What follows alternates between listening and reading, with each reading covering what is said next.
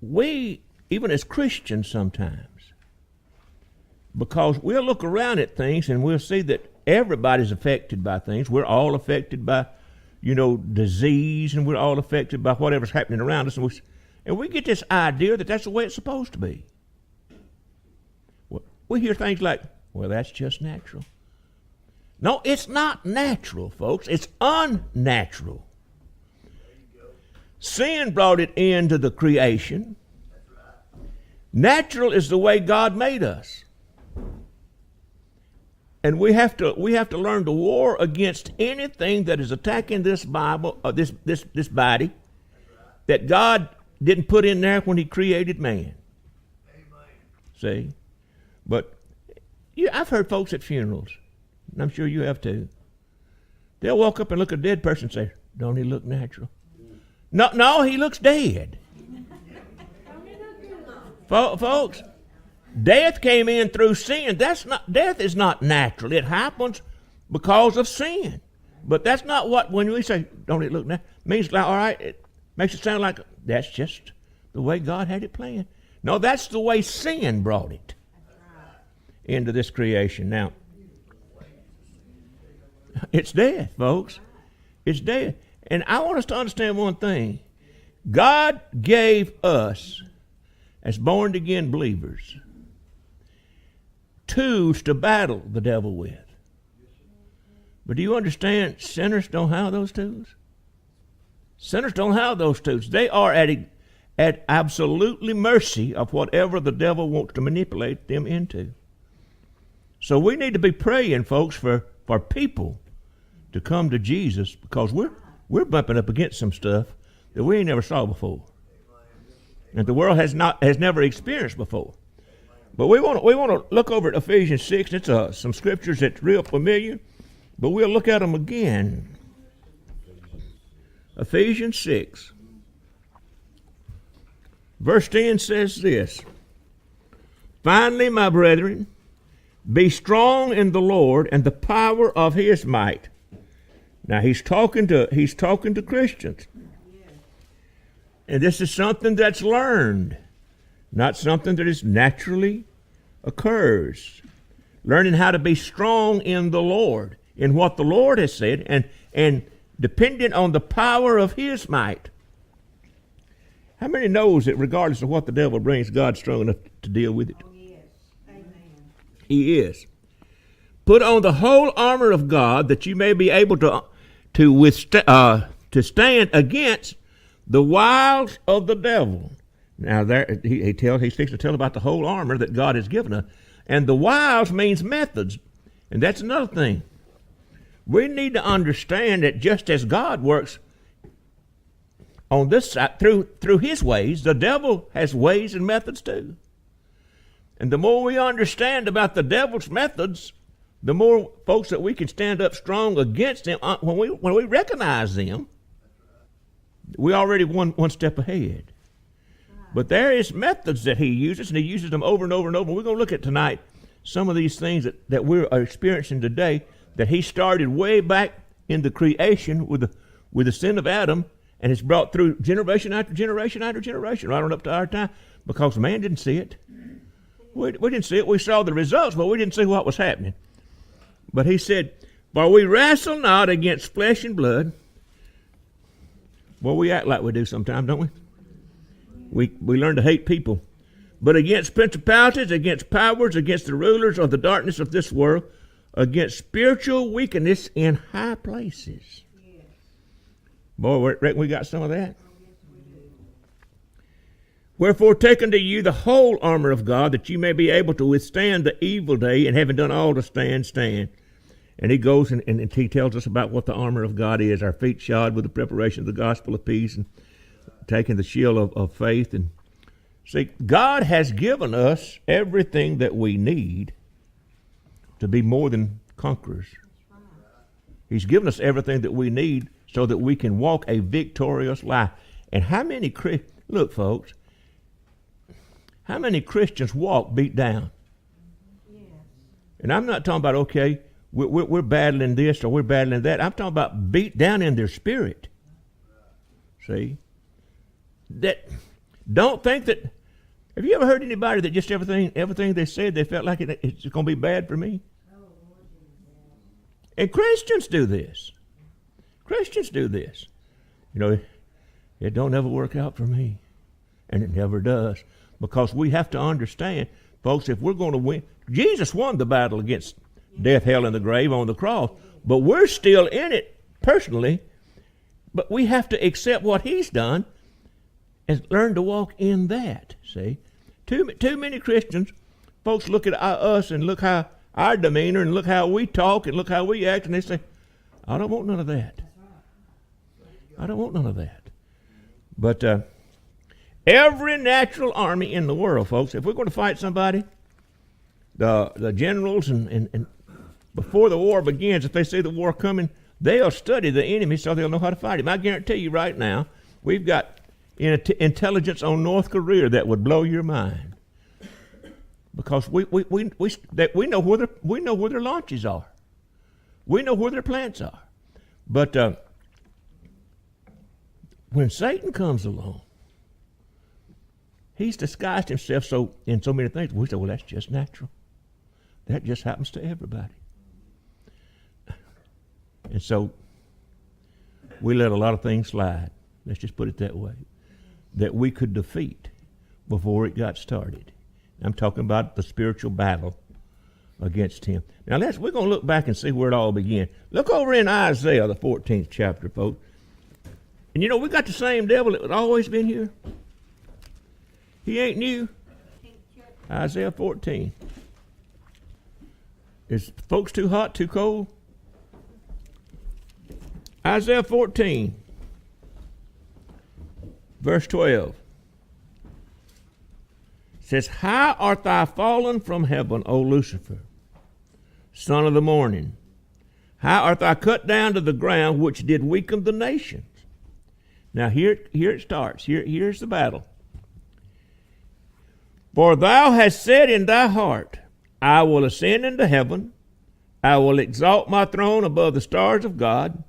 I will sit also in the mount of the congregation in the sides of the north. I will ascend above the heights of the clouds. I will be like the Most High. But see, Genesis, 1st chapter 26 verse, said that God created man in his own image and after his own likeness. So when Satan decided that he's going to be like God, folks will say, well, he wanted to be God. No, he wanted to be man. He wasn't stupid enough to think he was going to overthrow God. That's right. You know, they threw him out of heaven when sin was found in him. But he wanted to be man. I will be like God. God put man on the earth in his image and after his likeness. So Satan's war against you is the war against the image of God. That's right. That's what it's all about. And it's been here since sin entered. Now, when God made Adam, he breathed into Adam the breath of life, himself, part of himself. The Bible said, and Adam became a living soul. But he gave man dominion, which means choice. Man had a choice. You know, he kicked him out of the garden because he said, let's put him forth, lest he reach forth his hand and eat of the tree of life and live forever. So he put him out of the garden so that he couldn't live forever in that sinful state. But man chose sin. And when man chose sin, folks, it opened up the door for Satan to come with his suggestions. The devil is only as strong as man has allowed him to be. Do you understand? He only works through man. God only works through man. God finished the creation, folks, in 6 days and rested. The Word of God is brought how? Through man. Everything that God does is through man. We're in a system of laws called seed time harvest. It's what man sows. Well, Satan works through man also, and all Satan has to do is to get you to sow things for your own destruction, and he sits back and watches you kill yourself. That's what he does with man. What do you think you know that he's got? Just thinking logical. You see people out here on drugs, know where it's going to kill them.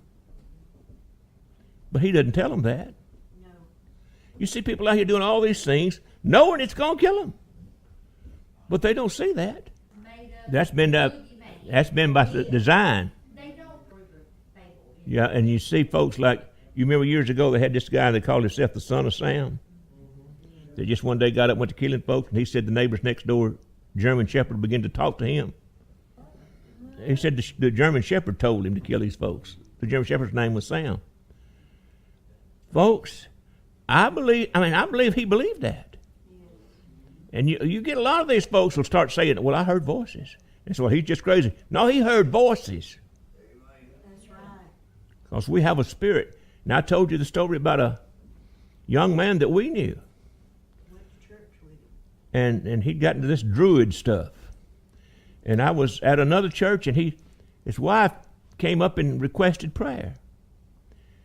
And we went up and prayed for her, and he told me, he said, she hears people talking to her in the walls. I said, well, brother, you don't have a physical problem. You have a demonic problem. That's right. He said, she hears people walking in the walls that tells her things. I said, we're praying for healing. You got a demonic problem. You need to go home and start casting that thing out, that spirit out. This young girl was 20-something years old. And she took sick. And her cells just began to bleed. Didn't know what it was. And she died in a matter of days. Gone. Young lady. She had got to that place where she was seeking help. And he headed her off before she could get help. Folks, you don't need to be playing. You can listen to the world and say, well, Satan's not real all you want to, but he's very real. And he's bringing this thing to a climax. The end time is coming, whether you believe it or not. Mm-hmm. It's fun and games. I could tell you some more stories about the fun and games that we've brought up kids, but I won't. But their spirit attaches. Hey, we see this in the Bible, where spirits has attached themselves. And we say, well, we're too modern for that. No, we got modern and overlooked the truth of who Satan is and what he's doing. What he's doing. See, a lot of things that we just count is a mental defect. It's not a mental defect, it's a spirit defect. Now there are people that has mental problems, just like any other sickness. But so much is a spiritual problem that we don't even recognize. We give folks pills for it and it don't work. See, over in Genesis 3, we're just following some of this through. Over in Genesis 3 and 15, when Eve had talked Adam into taking that forbidden fruit, and sin had entered, and when sin entered, it gave the devil an open door to begin to work through man. And the Lord is talking to the serpent or to Satan. And he said, I will put enmity between thee and the woman, and between thy seed and her seed. It shall bruise thy head, and thou shalt bruise his head. That word enmity is hostility. He said, I'll make a madness, a hostility between you and the seed of the woman. Now, so not only are we fighting against the consequences of sin that the devil brought, but we're fighting against the spirit that controls so many people. Now, let's look how it works. And it comes all the way through generation after generation. We're not facing a new devil, folks. We're not. No. He's been at it for years, and he knows exactly what works. And if he can get inside your spirit, inside your mind, you become a puppet. A lot of folks think God's pulling the strings. Now God's not pulling the strings. He gives you choice. Yes. But if you can get so far out there with the devil, he pulls whatever strings, and people just do them. You'll have people committing suicide. No hope. No hope. Mass murder. Get up in a building with a high-powered rifle and just go shooting folks you don't even know. Folks, this is not humanity. This is evil. It's evil. Now, but we go back over in Genesis chapter 4 at the first murder. And it said, and we all know this story, Cain and Abel. It said in it, and Cain talked with Abel, his brother. And it came to pass when they were in the field that Cain rose up against Abel his brother and slew him. Now we know, you can go back and read it. We're not going to read the whole story because of time, but you know how they both brought offerings to the Lord, and Cain's offering was accepted. And I mean, Abel's offering was accepted and Cain's was not. And the Lord told him, said, why is your countenance fell? In other words, why are you mad? Said, if you do well, you'll be accepted. Abel brought the best he had. Cain just brought stuff. Yeah. So the Lord told Cain, said, you'll be accepted if you do well. But Cain did not want to do what Abel was doing to be pleasing to God. Cain wanted to do it his way. So he killed Abel because of what Abel was doing, stuff pleasing to God. Cain hated that. He didn't line up and say, well, I'm going to do that and be pleasing to God too. No, he hated Abel because Abel was pleasing God. And the spirit in Cain rose up. Look over at 1 John. Let me just say what 1 John said. 1 John, the 3rd chapter. And look at this. Mm-hmm. But you hear folks now talking about Christians. Who do they think they are? They think they're better than anybody else. You know, and all this kind of junk. Well, that's the spirit that of Satan who is hating on folks that's loving God. Verse 12 says this, 1 John 3rd chapter, verse 12. Well, we'll start back at verse 11 and give it more context. For this is the message that you have heard from the beginning, that we should love one another. Not as Cain, who was of that wicked one, and slew his brother. And wherefore slew he him? Because his own works were evil, and his brother's righteous. Marvel not, brethren, if the world hates you. You see why Cain killed him? Because Abel did what was pleasing to God. Cain wasn't going to line up with that, but he wanted God's blessing. Nowadays, we just rewrite the Bible, redo the doctrine. Don't we? I guarantee you can go over to the bookstore tomorrow and find some Bible that will tell you anything you want it to hear. It's got so much now, so I don't even call them Bibles. They're books posing as Bibles. Posing. Watering it down, anything. You know, we've got Bibles now that don't say he or she, father or mother. It's called gender friendly. Don't want to disturb anybody.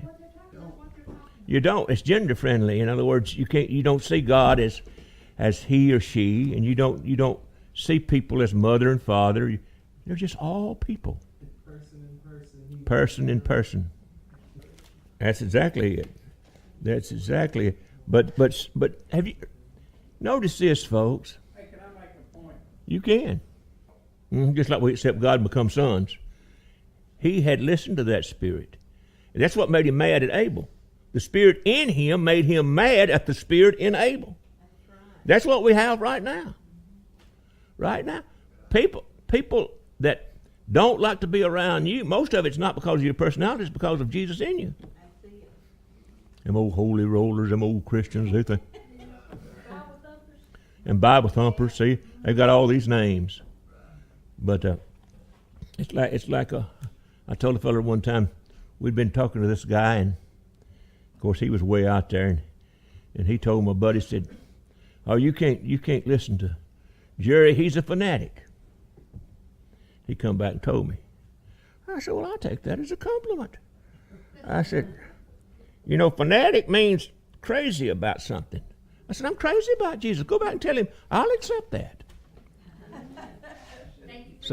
Thank you for noticing. Yeah, but and we go on over, folks, and we see this going step by step by step. Here we got Cain killing his brother because of his brother was righteous and he wasn't. And you go over to Abraham's son. Now look over to Genesis. See, we're coming all the way through. Look over at Genesis 21. Abraham, the father of faith. Genesis 21. Verse 12 says this. Now, what's going on here is that Abraham got ahead of God. God had told Abraham that he was going to give him and Sarah a son. Right. But Sarah had a handmaid named Hagar. And so when the son didn't come quickly, they said, well, we got to work this out. And so he had a son named Ishmael, which was the son of Abraham's passion. And folks, we still got the problems going on from Ishmael. But 12 and 13 says this. They're separating them. God's separating them. Sarah didn't like it because the son of the bondwoman was making fun of her son. But it says, Abraham is putting him out of the house. And God said unto Abraham, let it not be grievous in thy sight because of the lad, or talking about Ishmael, and because of the bondwoman, and all that Sarah has said unto thee, hearken unto her voice, for in Isaac thy seed shall be called. And also the son of the bondwoman will I make a nation, because he is thy seed. Abraham is petitioning God to bless Ishmael. But, hey, Abraham loved Ishmael. Yes. But God had chosen Isaac as the son of promise. Now, he had told Abraham over in Genesis 15 that Ishmael would be a wild man whose hand would be against every man. Now, we come on a little further to Isaac's kids, and he had two kids called Jacob and Esau. And so the same spirit passed on down. But Ishmael, his descendants, has tried to kill off the descendants of Isaac for hundreds of years. Ishmael and Esau are the two fathers of the Arabic world, which is now Islamic. They hated Israel. You go back and read the history of Israel, and these nations which were made up of the seed of Ishmael and Esau were constantly in war with the seed of Isaac. But then Muhammad come along and made it a religion to hate the seed of Isaac. Now it's a religion. It's a thing to do. And an angel of light told Muhammad about it. You know who has transformed himself into an angel of light? Satan. But the hatred that has came through generation after generation after generation, folks, that's not a natural hatred. It's not. It came through a fallen punk angel named Lucifer, who planted that seed. Man accepted him, and he planted that seed of hatred in them. And the Jewish people are the most hated people on earth. Why? Because Satan knows God chose that nation. If he could kill every Jew, he would have killed the prophecies and made God's word not true. So the spirit of in Ishmael and the spirit in Esau has constantly moved them to kill the seed of Isaac and Jacob. Galatians chapter 4, verse 29 says this, speaking of Isaac and Ishmael. But as then he that was born after the flesh, Ishmael, persecuted him that was born after the Spirit, and so it is now. Now, this was back in Paul's day. He said from the very beginning, over in this thing, that the seed of Ishmael had ill feelings and persecuted the children of Isaac. He said it's the same way now. It was the same way in Paul's day. It's the same way now. And you hear all these talking heads on the news, folks. Don't get caught up in this stuff. I heard it again twice today, where the Islamic terrorists had hijacked the peaceful religion of Islam. No, the peaceful religion of Islam hijacked the terrorist. That's right. It told them that to make Allah pleased to kill the Jew and Christian. I got the book, folks. That's what Muhammad taught. He turned a hatred into a religion. And just like this, if you're not trying to follow the teachings of Jesus, you're not really a Christian. Would you say that's true? If they are not following the teaching of their leader, Muhammad, they're not really Islam. That's the reason you got some that goes along and does not persecute anybody, does not do anything. They claim their religion, but they don't follow the leader. The leader said it's the only way they know how to get to heaven, for sure. You had to kill the enemies of Allah, which was the Jew and the Christian. And it's the hatred that has passed down. Do I hate them? No, I pray for them. But I ain't going to shut my eyes to the truth, and you can't either, folks. You can't either. You're the only hope of ever getting that spirit of destruction out of them by praying for them. Jesus said, pray for your enemies. And I'm going to tell you, folks, they are the enemies of the truth. They are. But the Lord can change that. And some of them, and I'll tell you what, some of them that finds Jesus becomes powerful evangelists. Of course, they have to leave their own home, or they'll kill them. But it's that spirit that's within them that they've embraced. And with all the good intentions that people want to have, you cannot negotiate away that spirit. You know, we go over and we try to make peace. There hadn't been peace since Muhammad sprung this religion, folks. There hadn't been peace because it's in them. The spirit is in them. And even right now, folks, to show you how it works, because America is selling herself out to the wrong spirit. Do you understand there's schools across America that teaches Islam in school as a cultural event, but it's illegal to carry a Bible? That's right. Why is that? What spirit taught them that? It's a spirit, folks. It's a spirit. And I heard a guy talking about he couldn't have 10 commandments in school. I told you this one time. I won't never forget it. He said, why, if you had the 10 commandments in school, the kids might read it and believe it, and it would do something to change their life. It would change their life. And I said, well, yeah, that's what it does. But see, the spirit within him said, hey, no, you got to take that down because that ain't the spirit in me. If they start looking at those commandments and believing that, it's against the spirit that's in me. Big John. That's all right, it is Big John. Your mind, no, don't you be saying that. Jesus said this, they shall put you out of the synagogues. Yea, the time cometh that whosoever killeth you will think that he doeth God service. Yes. He is doing his God service, but not the God. See, you can't tell me that Islam is not given over totally to that spirit when mothers can strap bombs on their kids and send them out to blow up themselves and Jews. Folks, you tell me that's not an overpowering spirit. I mean, any mother that is a mother would blow up herself before she would hurt her children. But they feel proud that if they could put a bomb on their kid. Folks, this is demonic. And it's passed down from the hate that was born in Ishmael and in Isaac. It's an honor.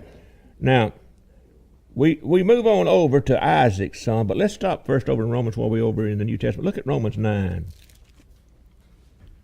Verse 13 says this, as it is written, Jacob have I loved, but Esau have I hated. And say, we'll look at this Romans 9 And it looks just like poor Esau didn't have a chance. God just hated him. The Lord hated him. But we have to understand what, the kids, the Bible says the children yet unborn hadn't done any good or evil. But when you understand that God is a spirit that is in all time, he moves through time as easily as you get up in the morning and move through your house. God saw the spirit that was going to be in Esau and his offspring and what they would do to the children of Jacob. He saw that. He's not hating the baby. He's hating what's coming. And he saw it. Made the separation. He said, and there we go again. Esau, that spirit in Esau has passed down through his children. When you see in the Bible, in the prophecies, it talks about Edom, it's talking about Esau's descendants. And Esau and Ishmael has brought forth what is now Islam. And it's covered the world. And they have been the cause of many, many wars, and they will be the cause of the last war that brings back Christ and the church. Are they still fighting today? They're fighting today. They never quit. That's the reason, over in Israel, the Palestinians will dig a tunnel under the ground, spend millions of dollars to come up in Israel and kill somebody. They don't care whether it's school children or what. It's that kind of hatred, folks. And it's a supernatural hatred. It comes from the enemy of man's souls, folks. Now, and if you don't know him, he'll destroy you just as surely as he is destroying those people. Now, Genesis 27, let's look at that just 1 minute. I know we're flipping back and forth, but I want you to see the hate that has come all the way. It's been almost a everlasting hate.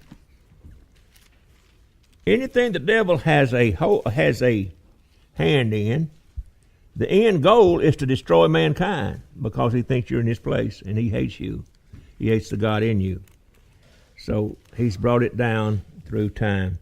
Now 27, let me get there. I'm sitting here on the wrong chapter. 41. And Esau hated Jacob because of the blessing wherewith the father blessed him. With his father blessed him. And Esau said in his heart, the days of mourning for my father are at hand, then I will slay my brother Jacob. Now, look at that. Jacob had stole Abraham's blessing. But you got to remember something. Esau had already sold the birthright. Esau was the elder son who always got the blessing. He sold the birthright for a bowl of soup or pottage or whatever you want to call it. Red soup. Lentils, yeah. He was hungry and he sold it. Sold his birthright. So actually, the blessing that Jacob stole was Jacob's blessing anyway because he had sold the birthright. The birthright was for the best blessing. So Jacob came in because Isaac loved Esau because Esau was a hunter and brought in some deer meat. I can understand his love. But Jacob went in and got the blessings that really Esau had sold. And what you see here, Esau is saying, Isaac's done got old. And when he dies, I'm going to kill Jacob. Why's he killing Jacob? Because he hates him. Because God's blessings is on him. And Esau has sold it. But it wasn't Esau's fault. I mean, in his mind. And people will do that today. Blame everything, everybody on what they've done. Boy, I've never saw such a time, people will hate folks that's successful, yet they're trying to be successful. They'll blame folks for not getting ahead when They don't want to get out of the house and go to get a job. Somebody else, and they hate them for that. It's this hatred that's came down through all these generations, folks. Satan has brought this thing forth. Until the consequences came. Yeah, I want something for nothing. There you go. He wasn't taking this thing seriously at all. He was like, it don't matter what I say to you or how this. And let me show this same spirit. I read just this week. And he's a minister, and he's got a worldwide ministry. And he said this, and it's to make folks feel good. And see, Esau wanted to feel good about himself. It wasn't my fault. This fellow said too many Christians was concerned about going in the rapture because they were still caught up in sin. He said, do not worry about it. You can be caught up in sin, and if you ever confess Christ as your Savior, you're going in the rapture. You know what he just said? Live like hell. Jesus will take you anyway. But guess what spirit told him that? See, it's to destroy man's soul, and it's been coming on for years and years and years. See, Jesus said in John 8:44, that talking about Satan, said he was a murderer from the beginning. He is the killer of mankind, folks, and he spreads that hate against anything that's godly. And you can see it among even folks that call themselves Christian. You can see, but where hate's at, it's not Jesus. God's love. God's love. But wherever the spirit of Satan is, there is hate. But our measure of truth, folks, is this. Whatever you're hearing, stop and think this. Is this exalting Jesus? Is this to try to make me more like him, a better servant? Or is it exalting me? Or is it exalting the messenger? And if it's not exalting Jesus, if it's not teaching us to love one another, it's the wrong spirit, folks.